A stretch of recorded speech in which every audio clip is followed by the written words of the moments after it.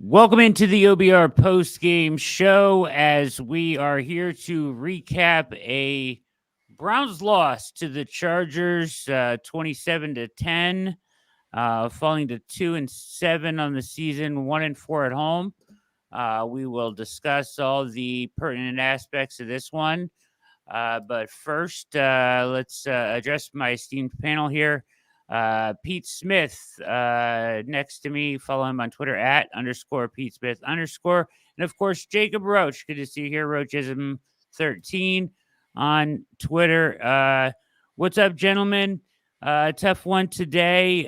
Felt like the Browns gave a lot away early in a game that they couldn't do exactly that against what was a pretty good defense.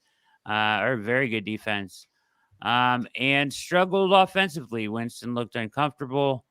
They had we're back to some self inflicted wounds and miscues here today. We can start with let's just kind of go around here and talk about what this loss means as you go into the bye week. And what's your approach here? I mean, you want to win games, yes. Are you selling at the deadline to look forward here, Pete? Yes. I think the Browns should win football games, and I think they should look to see what's available. There's no benefit for the Browns losing, in no small part because they have veterans that matter to this team, and they've got young players they want to build on, and they want to be able to compete next year, and losing doesn't help you do any of those things. Whatever draft pick you might get, sure, great, wonderful, but you want to play good football the rest of this year and heading into next year and build on the things you have. And I firmly believe the Browns have a lot in place that makes a lot of sense. But I also think, just like with Amari Cooper, there are players on this team that may not be here next year. So you might as well cash in and get what you can get for him. Zadarius Smith is the guy everybody's looking at, and it's understandable why. He's already paid for this year. The money on his contract next year is not guaranteed. So the Browns theoretically could cut him anyway. They've got 4 defensive ends they already really like on this team. They should keep looking to add more. But when you have Isaiah McGuire, who's playing well, you have Obo Okoronkwo, who's played better the last 2 weeks, when you've got Alex Wright, who was lost for the season, and you have Myles Garrett, there are fewer and fewer reasons to play Zadarius Smith. Now, the big benefit Zadarius has is that he can play inside and outside. Mm-hmm. But even so, his efficiency has fallen off this year compared to last year. He was great against the Ravens. That certainly was great for prospective buyers. Not bad in this game in a smaller sample size. But overall, if somebody's going to offer you a good deal for him, you take it. Just like with Amari Cooper. The Browns are better off right now without Amari Cooper. As much as I like Amari Cooper, as much as I think Amari Cooper is a good receiver, they are better off with a 3rd-round pick. But what they're getting from Cedric Tillman and Jerry Jeudy and those guys right now, Quentin Jefferson, they don't really use him. They brought him in. They thought they were going to have a big role as a pass rusher. I thought basically Maurice Hurst was going to sort of be phased out, and frankly, his play suggests he probably should be. But Mike Hall is great. So right now, I mean, great relative to what you got him to do. As a 21-year-old rookie, he's doing a really good job. He's better than both of those guys, without question. So Mike Hall on the field, it means you don't necessarily need Quentin Jefferson, and you can move on. I don't think it would take much to get him, but nevertheless, that's an option for a team who wants to get an interior pass rusher who can play basically anywhere on the line. Greg Newsome, I'm not necessarily pushing out the door, but if there's an opportunity, I'd trade him.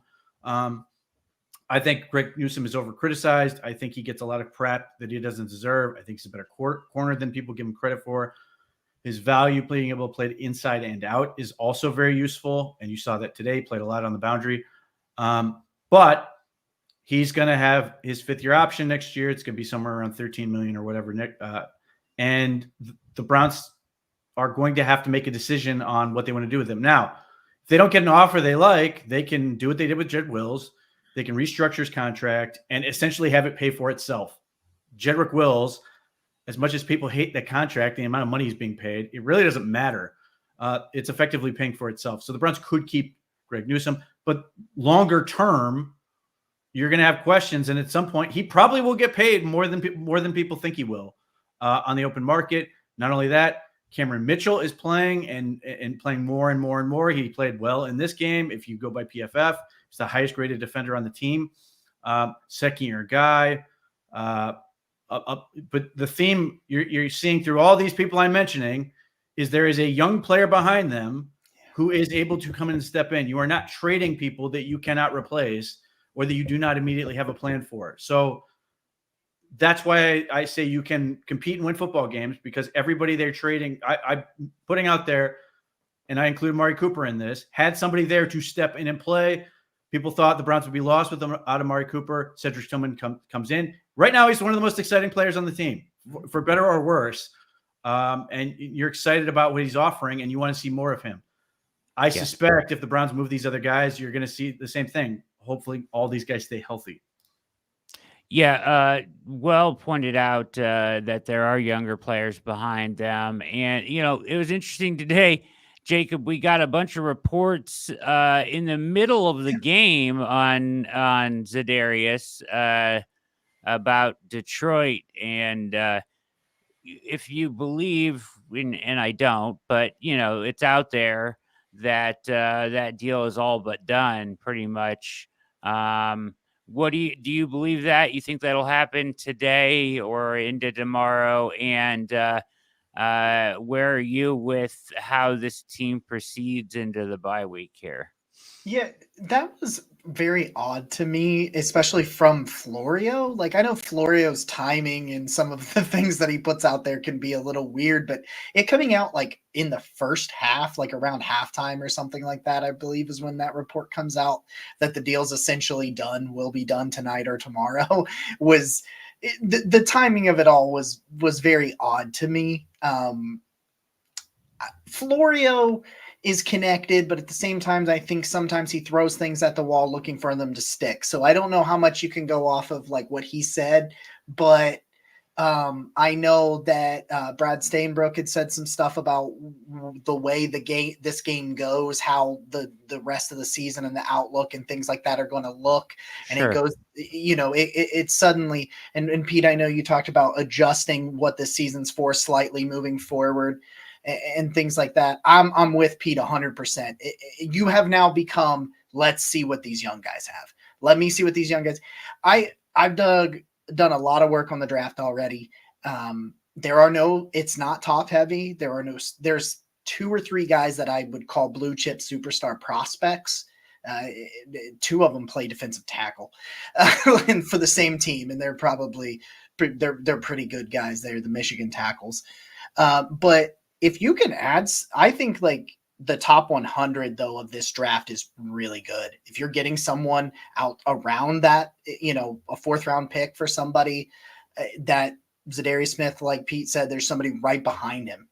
I'm with you 100% at this point. If there is a veteran that you could move for kind of a middle, somewhere between 3rd and 5th round picks, I think are going to be some really good value in those ranges.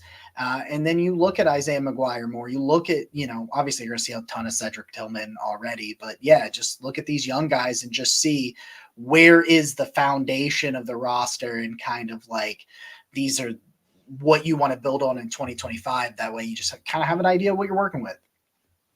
Yeah, despite the disappointment today, there are some young players that are bright spots, right? Zed Tillman is a bright spot, and Pete named, Mike Hall is certainly emerging and playing well. Isaiah McGuire, all these guys, even Mitchell today with on the field more. So good stuff from the younger guys. All right, let's talk about this game. You're watching the OBR Postgame Show. Make sure you hit like and subscribe. And keep it locked with us all week as we cover this one. The Browns gave back and forth early in the game, but gave away 13 points, missed extra point basically on defensive coverage breakdowns. One was a second or a third and long. The other one was like a third and I think it was a 3rd and 6. They are both of them. Denzel Ward sits in the flat. I guess he's expecting safety help over the top, I would assume. On one of the plays, it was a single high safety scenario with Thornhill where he was definitely not going to be there. And in the result is really just giving on a defense that played pretty well all day, other than those breakdowns. They stopped the run for the most part. I thought they played pretty well there. They in the second half, they got off the field a bunch of consecutive times in a row and 3 and outs. But they basically surrendered 13 points to a team that really doesn't score that many points and is very stingy on defense. What did you see from those plays, Pete? What do you think happened there? And I mean, this is what we saw this early in the season. Thought we were kind of past it here, and it rears its ugly head today. Yeah, I mean, it comes down to communication for one thing, and then the question comes down to: is it only communication, or are we also incorporating reads into this thing? Like, in other words, one player's reading one thing and one player's reading another thing. Hard to say at this point, or what was said or what wasn't said. All I can say at this point is the players are blaming themselves, and great. But it also highlights sort of a theme that has been an issue for the Browns, which is that there is a growing criticism that the Browns were predictable because all they would do is run man and cover 1, cover 3. And the past couple of weeks, Jim Schwartz has changed up their defense quite a bit. They've played more zone, and they've done well with it. Yeah. I have been critical of Schwartz in that I felt like in some of these exact scenarios, they were playing riskier coverage than I think was necessary, whether it was throwing inverted 2 out there or some of the other looks that they do.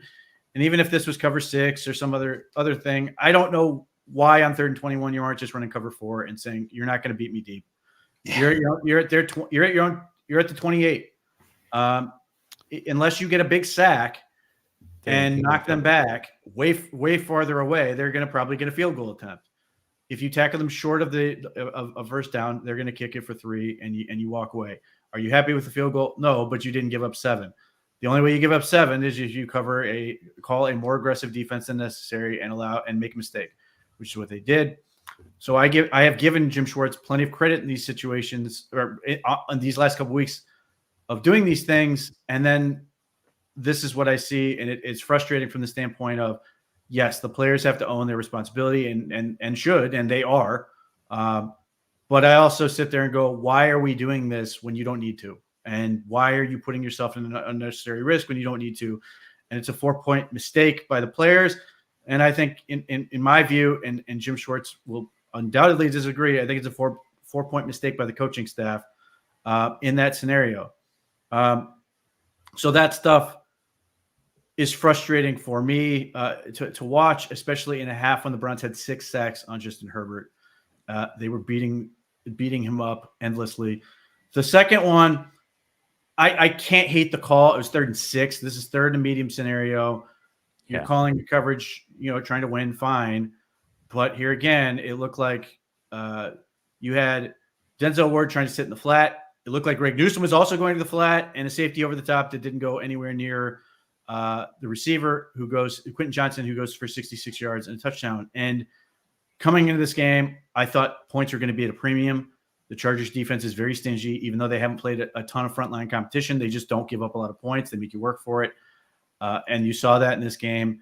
So to hand them 13 points was incredibly dispiriting. And it goes back to that thing about, if you're the defensive coordinator, can you now trust your guys to execute these things? Or do you have to now go back to being bland and running endless amounts of man and the cover 3, cover 1 stuff, in which case you're going to eventually get picked apart because everybody can see it coming and teams can figure out how to beat this stuff. Like, it's not hard to beat man coverage if you see it endlessly. So when you make these type of mistakes, it now makes your defensive coordinator sit there and go, why am I calling this stuff when my guys can't execute it? So it just opens that Pandora's box after several weeks of playing really good defense for the most part. And the pass rush wasn't superb over this stretch of time, but they were bending and not breaking and keeping guys out of the end zone, which is all you really needed to do. And they were unable to do that twice and just put them in such a massive hole that it almost invalidated what the good things that were happening on that side of the ball. Yes, quickly took the wind out of the Browns' sails and momentum that they had coming into this one.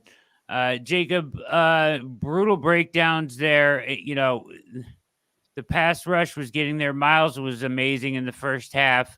And other than those plays, I thought the defense was really pretty good. But just, of course, there was moments that they gave up points later, but they spotted them 13 there. And it felt like immediately watching Winston play, it felt like it was going to be hard to dig out of. Yeah, I felt like I was talking to my buddy during the game that was over here watching, and I said we were getting into the fourth quarter, and I thought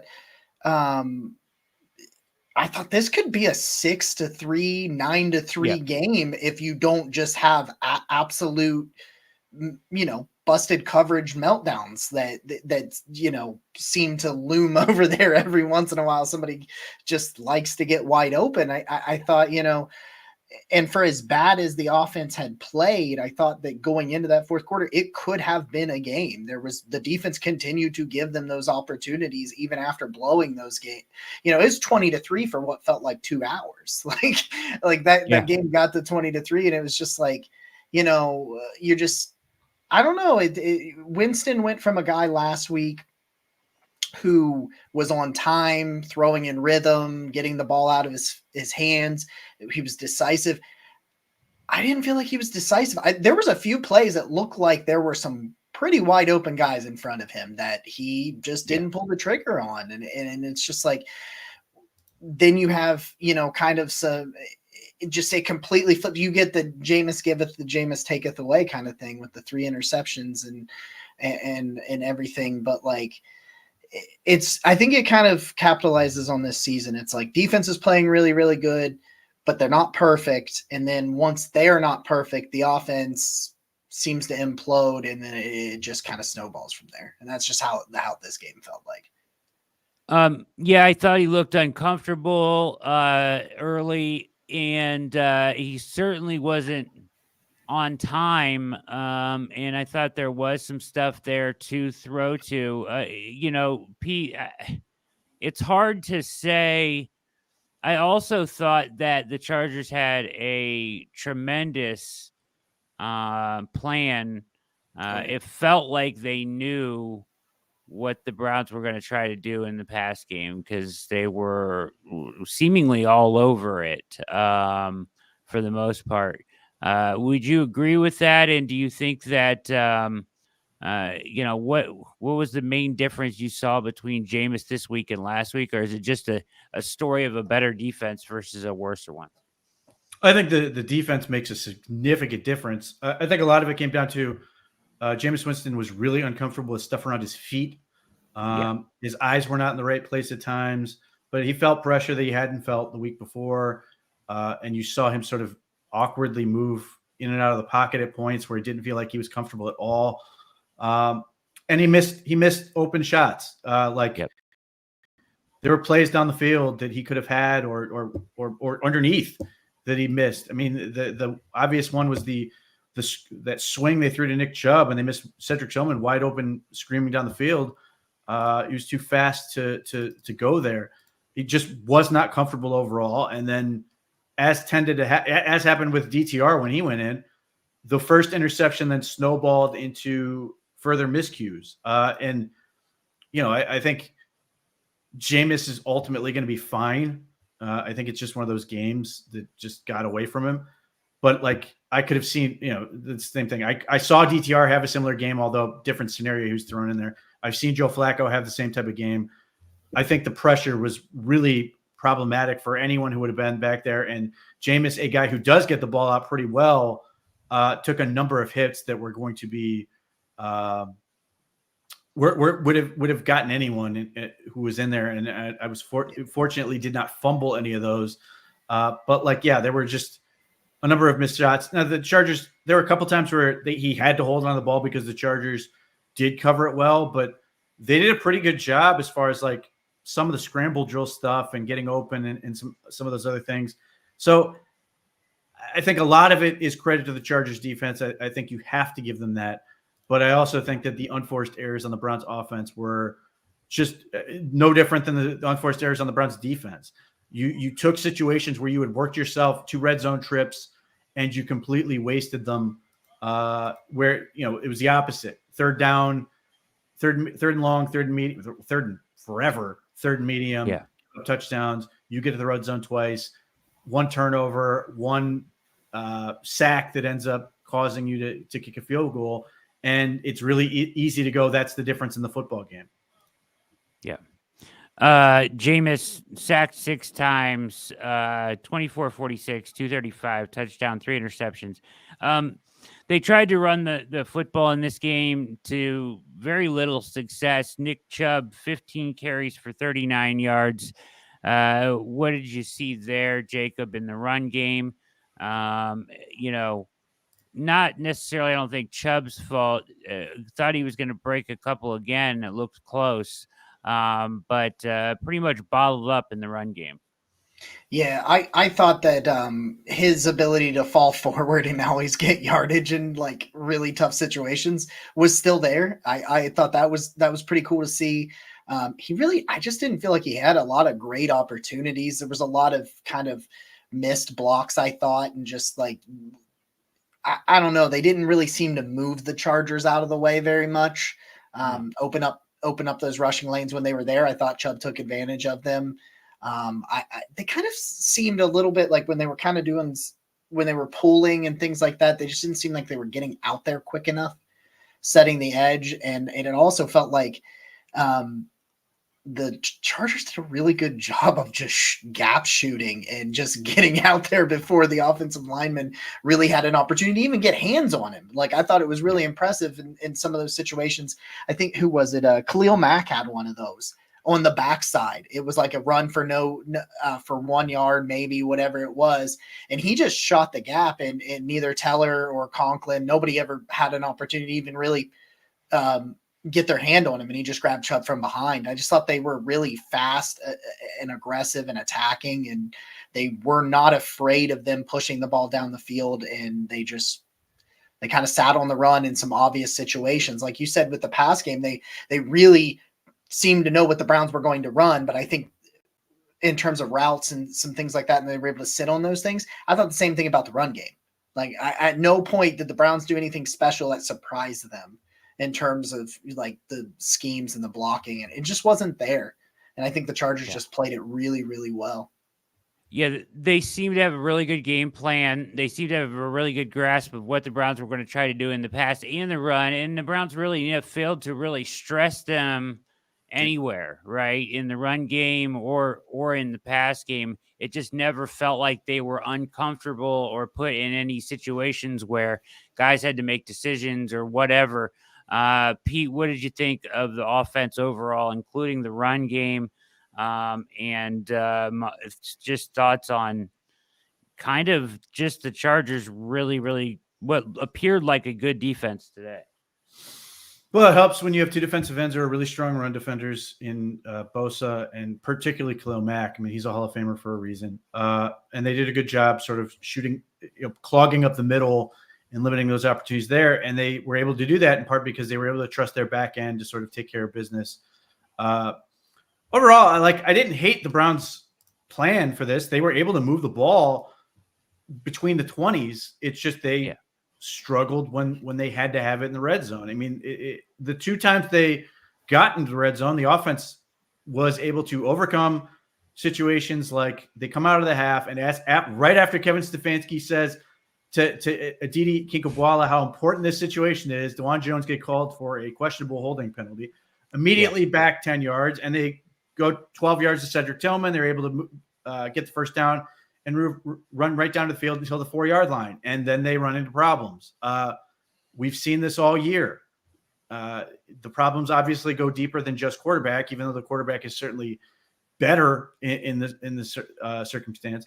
But the run game struggles in part because the interior is not playing at the highest of levels. Ethan Posick continues to have a hard time. Joel Bitonio is continuing to play through pain. Had a couple nice blocks. He opened up the 11-yard run. I think Nick Chubb had his longest of the day. Wyatt Teller, had the bad sack he gave up where Morgan Fox just whipped him. And Jack Conklin got beat on that inside move by Khalil Mack for the sack he gave up. I'm encouraged overall by the tackle situation, and particularly DeJuan Jones. I hope his shoulder is good and not going to be an issue. Hopefully the bye week gives him a chance to heal, because he was able to help get that surge to get the 4th and 1 sneak pickup. It was basically they just after initially getting stuffed, they just went where his sort of whale-like body sort of moved guys out of the way, and there was a hole there. But if Cedric Tillman catches a slant, and would have been bang bang, I don't think he scores. But I think it would have changed the next play call. And ultimately, I think the play call they made where they tried to hit Jerry Jeudy in the corner was open. Corner stumbles. I think if Jameis Winston gets the ball out a hair earlier and a little bit higher, they score and everybody's happy. But if Cedric Tillman catches that ball, and even if he's knocked basically down at the 1, I think at least they would have tried to run it once before coming to that type of play. I still like that play call, but everybody's going to sit there and go, why didn't Chubb get the ball? Even though I don't think Chubb looked particularly good. I think we're starting to sort of have to deal with the reality that I'm not going to say he's never going to be back, but the nature of the injury requires a lot of time. And I think his eyes and his vision, he sort of sees what he wants to do. His body's not always able to do exactly what he wants to do when he wants to do it. And certainly getting clogged up the way they were is problematic, because it's not like the other guys came and had success. It was problematic for everybody, but you're not seeing quite the special version of Chubb. I think, hopefully the bye week he will continue to get healthier, but it'll be worth monitoring to see if he's going to ultimately find a way to get it back the same way he had it.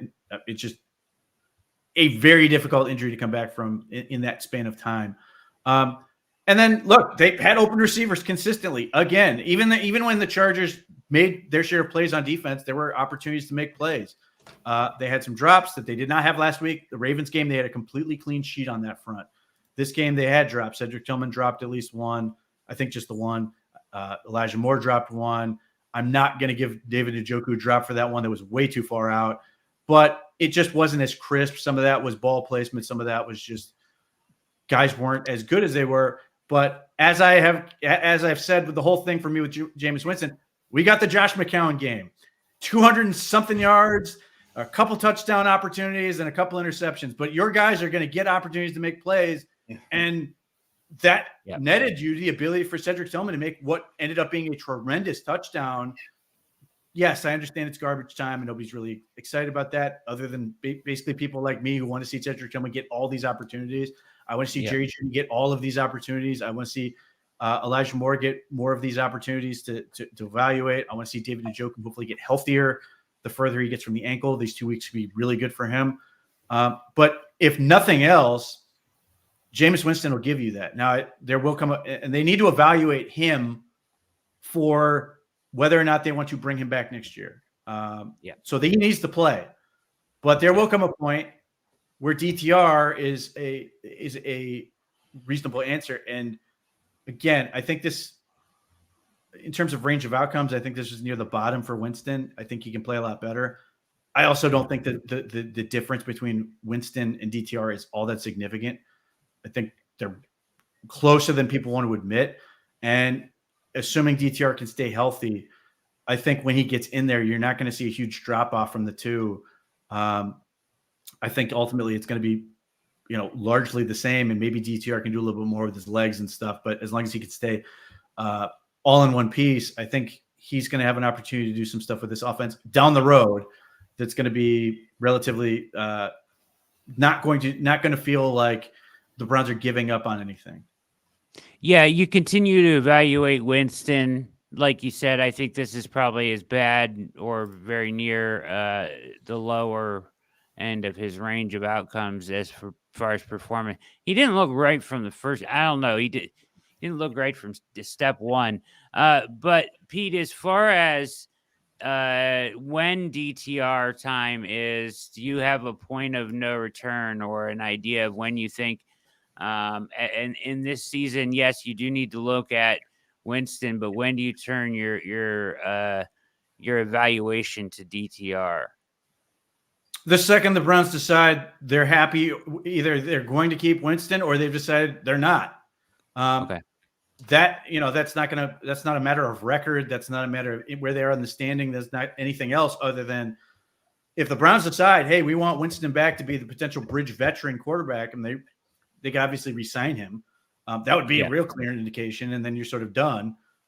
Or they've decided, look, man, we like what Jameis can do, but between uncertainty in the quarterback draft class and the fact that they're going to want to get somebody that can compete, unless they make the decision that, hey, we're probably going to go in a different direction, then until we get to that point, they need to play him. Now that could be, that could be a couple more weeks. That could be, 8 more weeks. It's impossible to know the answer to that, but the Browns are going to have to, that's the decision they have to make at this point. And we'll see. I mean, if we're sitting here and the Browns are 2-12, it's not going to matter. They're going to be in a position where they can get one of the top quarterbacks. I don't think they're going to be in that area of the standings. And 2, I'm not convinced that any of these quarterbacks are going to be something that they're going to be like, we have to take this guy. So I think they're going to want to make sure they get a veteran. As a result, you need to make a determination on Winston. If you like him enough to potentially be the guy to start opening day next year, or at least be competing to be an option for opening day next year, then boom, you can do that. And then you can go to DTR and evaluate him as much as possible and see what you like about him. But that becomes an important decision as opposed to just saying, screw it, let's get all the young kids in there. As tempting as that is, I do think that Winston part of this is very important. Jacob, you do a bunch of work on the draft. We know what quarterbacks are out there. Is there anybody that you really like for the Browns? Only, I like Cam Warden-Shadur. That's 1 and 2 for me at the top. Obviously, if you're trying to find somebody to start next year, I think those guys can be that. If I'm really looking at it, depends on who comes out. I would love day 2 to get Garrett Nussmeier from LSU. I think that's not a guy I want to start right away, but like a lot of people, Dane Brugler included, has talked about him having the highest ceiling of these quarterbacks. I think he would work really well with Kevin Stefanski, in my personal opinion. He's only got like 9 collegiate starts, so he's far from like a finished product, and he makes a lot of really bad decisions with his feet and kind of likes to force some passes and some things like that. But if you, like Pete said, if you got like a bridge quarterback, a veteran quarterback to go out there and compete next year, I would love to stash Garrett Nussmeier, as the 3rd quarterback or whatever, if you could get him somewhere on day 2. But yeah, it's really starts to get into those developmental guys. Are you wanting to take one of those? Because there's some developmental guys with really high ceilings in this class, but that's pretty much what it is. Guys that are going to need some time that may never get there, but they have upside potential. Interesting. Yeah, Pete, thoughts on anybody? I know you like Jalen Milroe. Do we have any idea where he would fall in the draft if the draft were today? I suspect he would be the top quarterback taken. I still think teams are going to sit there and go, I cannot teach what he can do. And they're going to figure it out. I mean, you can sit there and look at Anthony Richardson and go, don't do this.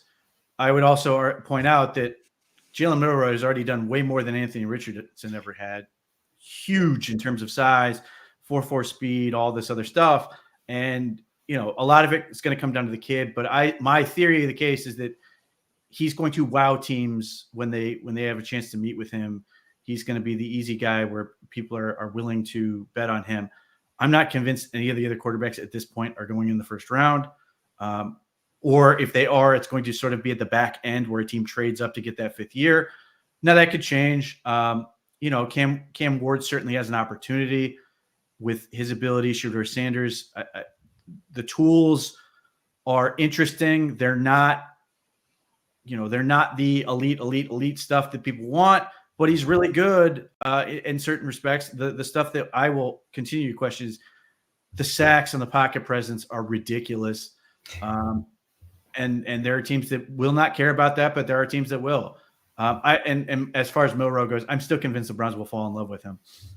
But if you're looking for some of these other guys, like obviously Garrett Nussmeier and some of these other quarterbacks who barely played terrify me, because like the kid from USC, if I'm just looking at a skill set, he's really interesting, but he's barely played any football. And I'm always a big proponent of getting guys who have played a ton. It's one of the reasons I love DTR coming out of college. He played like 50 some games. The kid in Washington right now played a ton of football. Caleb Williams played a ton of football. Like going back to Baker Mayfield, played a ton of football. Like that is so important for these guys because they've seen it. They've prepared like they were going to be a starter. Teams have had to come game plan against them, and they've had to adjust to game planning against them. When you've got a guy who's barely played any football, it just can go super bad, super quickly. Or teams just stop trying. I hope the Colts don't make that mistake with Anthony Richardson, but it would not surprise me if they did, where they basically said, we're just moving on and we want a veteran because we don't want to wait on this kid who barely played and you drafted him knowing that. So there's a lot of intriguing talent. And some of the guys I mentioned should probably go back to school. Like for me, I think Drew Alar should go back to school. I think Garrett Nussmeier should go back to school. I think the kid from USC should go back to school. Hell, I understand why Jalen Milroe wouldn't, but I would say he should go back to school. So that's sort of where you end up is like you have to then you are picking from a bunch of very imperfect players, whereas like last year, Caleb Williams and those guys were easy at the top of the draft. They'd played a ton of football, and there was more to go on. And to me, if you don't love that guy at the top, then you got to go with more of the mid-round area. Would not surprise me at all if the Browns use a third-round pick on a quarterback since they got a third-round pick for Amari Cooper, and you just do it that way. But I think they will take somebody in the draft. It could be early, it could be late, and then they will just continue to roll through these and until they find a guy they like. If Jameis Winston's your bridge and DTR can ultimately prove to at least be the Jameis level quarterback, then you could do the same thing where DTR, the rookie you took this year, and then another rookie you took could be the new room. Like that's, I think, a repeatable process. And until you get a guy that you can build around, but at the same time, you can compete doing that. It's not it's frustrating to hear that for people who are like, we were supposed to have the franchise quarterback and all this other stuff. But you can look at the Pittsburgh Steelers. You can look at the Minnesota Vikings. Neither of these teams is going to win the Super Bowl, but they are playing competitive football. You can win with them, and you can put yourself in a position to where you can get that guy that's ultimately going to lead you over the top. Want to get over the top with your home fitness? Go to corehomefitness.com. Check out their assortment of – where's my slide?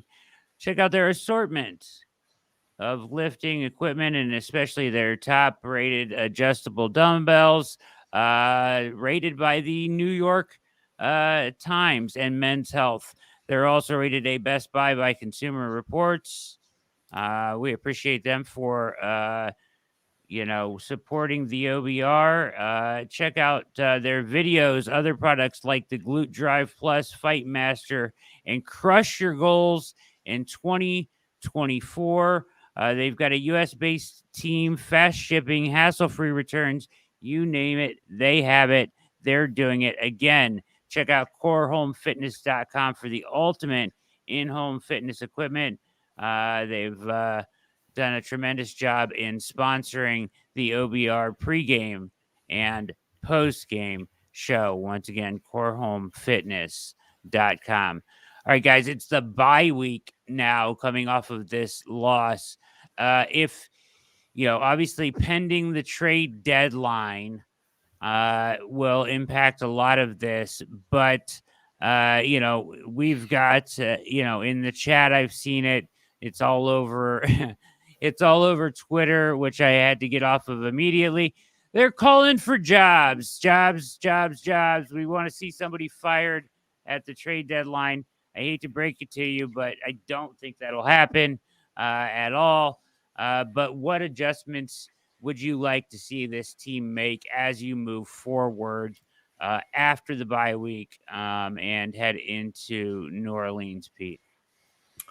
I'd like to see a whole bunch of people get healthy. That's been the thing the whole season. DeJuan Jones just picked up the shoulder today. Hopefully that's going to be healthy. They need to keep him playing because I continue to be, see promise in what he can be at left tackle. David Njoku getting 2 more weeks away from the ankle should hopefully be good. And then, we're ticking away on like Jordan Hicks. He's a guy who's missed a couple games. Not having him and JOK, I think, hurt them today, even though I'm really excited about what Mahmoud Diabate can be for this team. Whatever some of these DBs are dealing with, I think that will help. Hopefully, Martin Emerson in particular, maybe getting a little bit of rest and clearing his head will help. Denzel Ward clearly has been dealing with a few things. They just need to get healthier. Joe Bitonio could use a lot more than 2 weeks to rest the number of things he's dealing with. Ethan Posick, Wyatt Teller, who obviously came off of the injury. I wouldn't be surprised if he's still dealing with a little bit of that. Jack Conklin getting more time. Just all these guys getting a chance. And then because the Browns have done it feels like a new team in some respects because they've changed quarterbacks, because they've changed play callers, even though that has nobody's going to care about that anymore. And they've changed some of the guys on the offensive line. Just getting some time to let these guys gel. Nick Chubb getting 2 more weeks. Jerome Ford getting 2 more weeks. There's just a lot of ways that this group can get better, even if it's just on the margins, to getting more comfortable, to getting more effective. And then, depending on what happens with the trade deadline, you're going to have to adjust accordingly. Are you going to have to get bigger contributions from some of these players like McGuire or Cam Mitchell or, insert name here? But, other than that, you just keep going forward and you try to win football games and try to do the best you can because that is what this team needs. It does not help them to lose. It's not going to help Myles Garrett to lose 10 more games or whatever they've got left. It's not going to help any of these guys lose. They want to win, compete, and feel better about going this into the offseason and have a reason to build going forward. I think that is certainly achievable. It will not be easy. Their schedule is difficult, but I think they can play better football. And the amount of games we've seen this year where they just get out of their own way, they could either at least be right there or win, would have changed the season. But I've said this from the word go. Injuries have defined the Browns season. It's unfortunate. It sucks. And nobody's going to feel sorry for the Browns. But nevertheless, that's the reality of it. So when you're trying to fire everybody, so much of this comes down to the fact they have not had any continuity basically anywhere on this team. And the little bit they've had, they've played better football. So hopefully they can just get healthy, get some of these guys continue to get acclimated, more young players contributing than they have been. Maybe we'll see a little bit more thrash at some point. Can get this thing going forward and they can build on, they can build on what they have, which is a bigger core than I think people would like to recognize.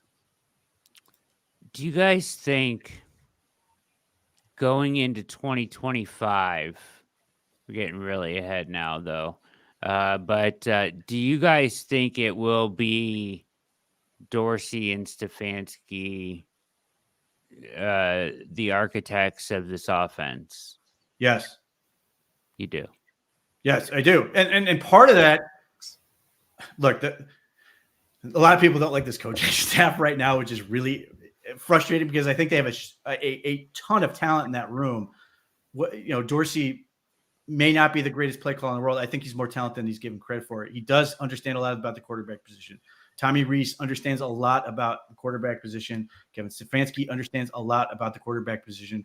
They've got Nick Charlton, another former offensive coordinator, in that building. And I think the offensive line coach is starting to show his value finally now that he actually has a chance.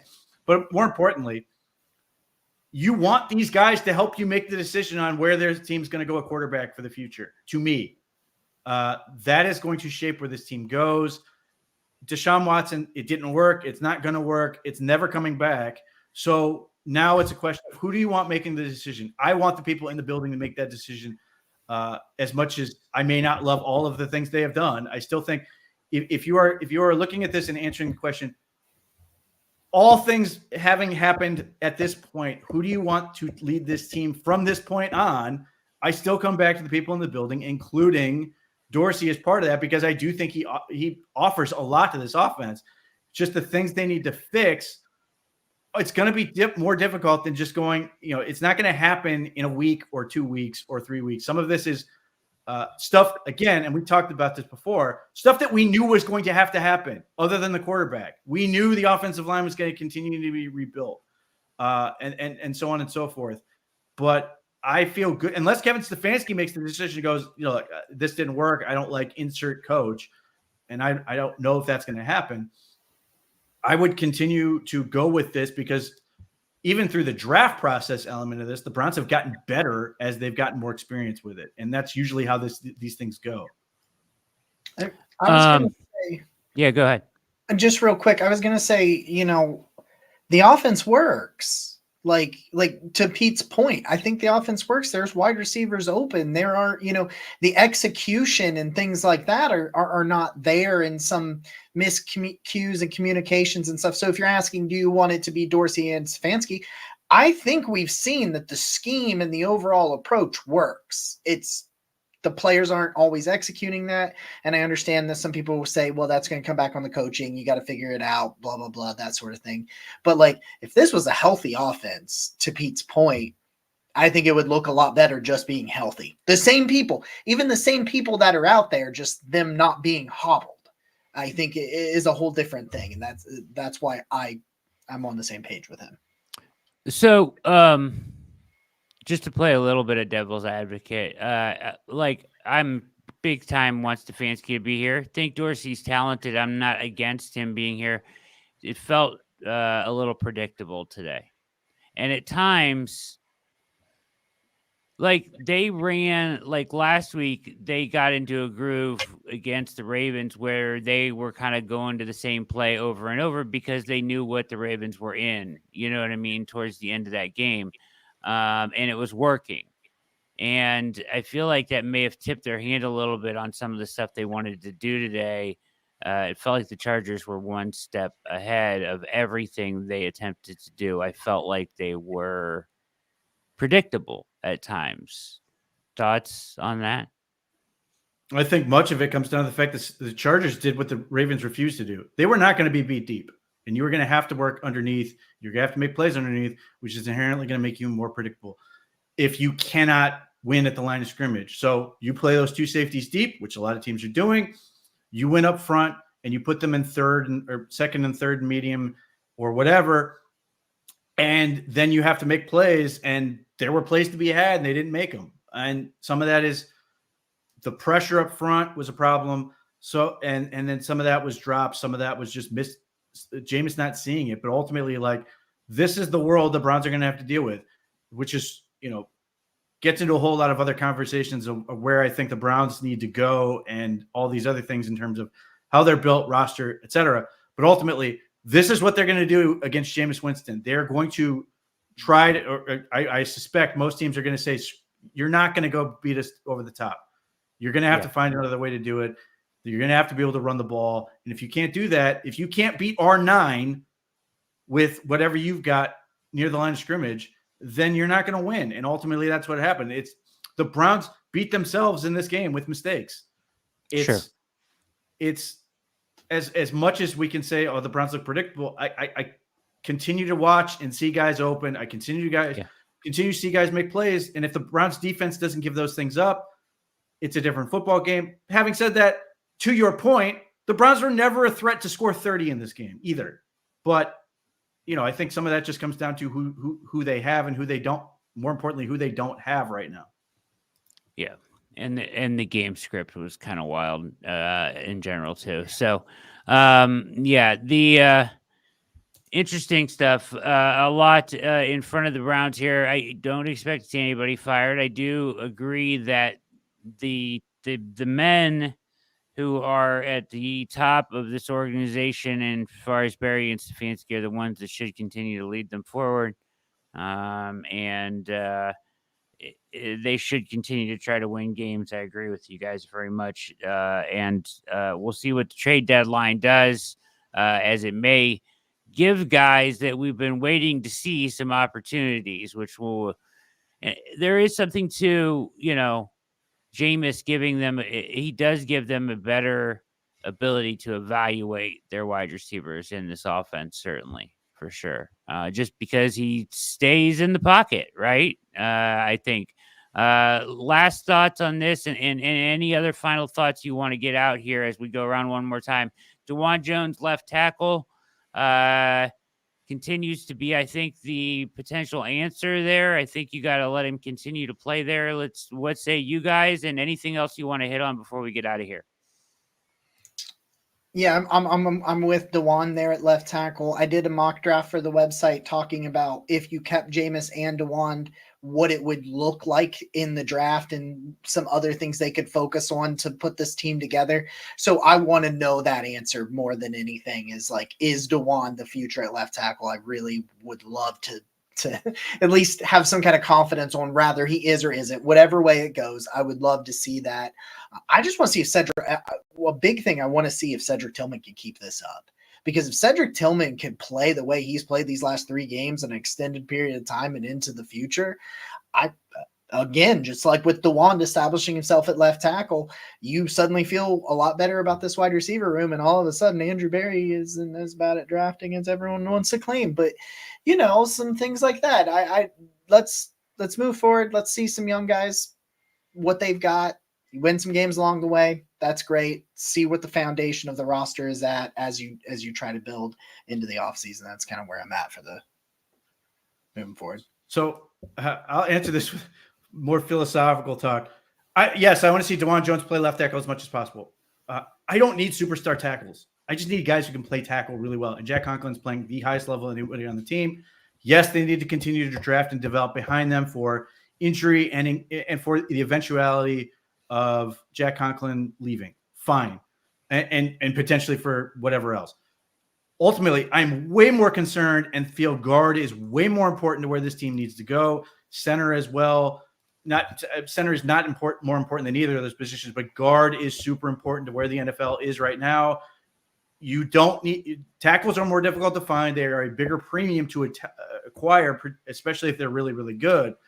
But you can't just have okay guards. You need to have good offensive guards in most any scheme to succeed. Average doesn't do it anymore because teams are investing more and more in interior pass rush help. The Browns are no stranger to this. They have Mike Hall for that reason. But additionally, you need to have real punch in your running game. The guys, earth-moving guys who get off the ball. So to me, obviously I'm fine with the Zinter pick, whatever. That is going to be the main focus for me heading this offseason. What are you going to do about guard? And I am more than content if depending on how this plays out, to put a premium draft pick at guard on this team to get that going forward, to rejuvenate the interior of this offense, because it just does so much for this offense and the run game. And it's when the Browns have been great, they had really, really good interior line play. When the Browns crushed it in 2020, Wyatt Teller was a second-team All-Pro, Joe Bitonio, first-team All-Pro, and obviously Jack Conklin was first-team All-Pro that year as well. But ultimately, the Browns invested a ton of money at guard because they know how important it is. Jameis Winston today looked miserable with pressure around his feet. You can do a little bit more in terms of maneuvering with tackles, but you've got to be able to clean up in the middle. So that is the thing that I continue to watch and continue to be frustrated by as I watch this team. They really, really need to get back to getting extremely good guard play, regardless of where it's going to come from, and build for the future. Well said. Thank you guys so much. Browns lose in a 27-10 fashion. Great catch by Cedric Tillman at the end of the game, as you pointed out, Jacob. Spectacular. And I do think, to that point of watching Tillman play, that in the last 3 weeks, he's certainly shown us a lot, and something to be excited about if you're looking for it. As we head into the bye week and beyond in this 2024 season, keep it locked at the OBR.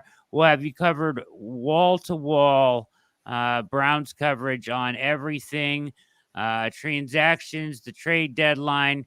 We got it all locked down for you. So get over to theobr.com and read everything. I think Pete has an article out already tonight on today's game. Jacob will have some draft content out. I will have things I think I know on Tuesday morning. So keep it locked. And we're going to get out of here. For Pete Smith, Jacob Roach, my name is Brad Ward.